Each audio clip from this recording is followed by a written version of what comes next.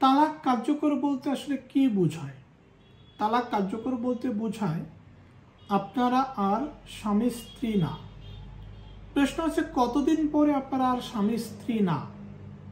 ধরুন আপনি আজকে ডিভোর্স লেটার পাঠিয়েছেন, আজ থেকে শুরু করে 90 দিন পর্যন্ত আপনারা স্বামী স্ত্রী থাকবেন।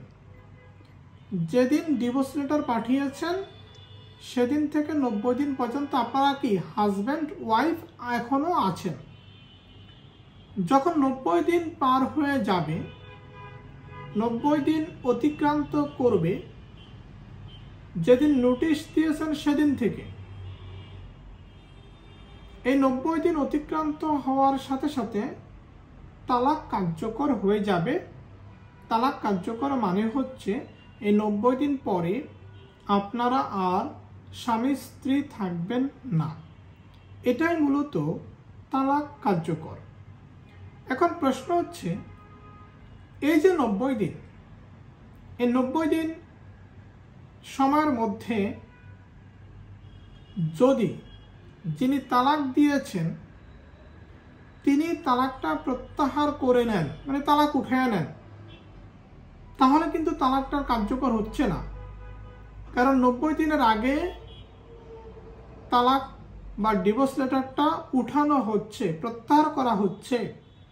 আমি ডিভোর্স দিয়েছি, আমি বলতেছি যে আমি ডিভোর্সটা প্রত্যাহার করে নিব এবং নিলাম, তাহলে তো তালাকটা কার্যকর হবে না, ডিভোর্সটা কার্যকর হবে না।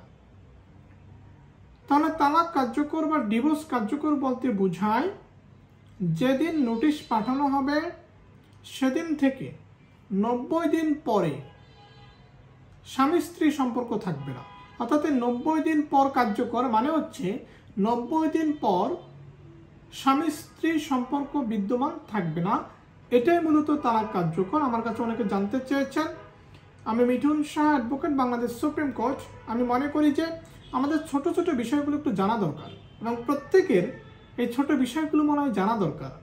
এই ছোট ছোট অল্প অল্প শিখতে শিখতে প্রত্যেকেই যদি আইন সম্বন্ধে ধারণা রাখি, তাহলে আমাদের সমাজে অনেকেই অপরাধের দিকে যাবে না বা সঠিক তথ্যটা পাবে। ভালো থাকবেন।